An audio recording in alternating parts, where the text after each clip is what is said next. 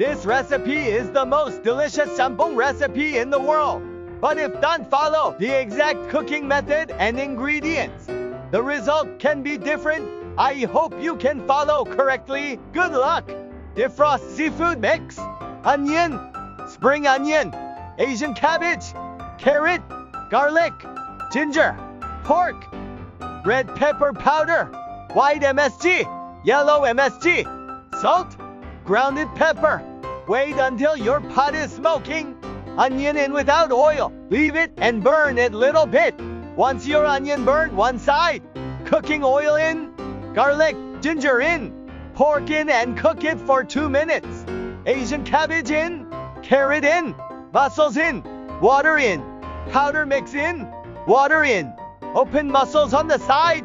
Cook your noodles and wash it in a cold water. Seafood mix in, bring it to boil. Spring onion in, noodles in. Pour the soup with mussels.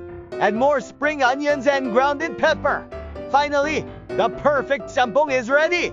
In case I don't see you, good afternoon, good evening, and good night.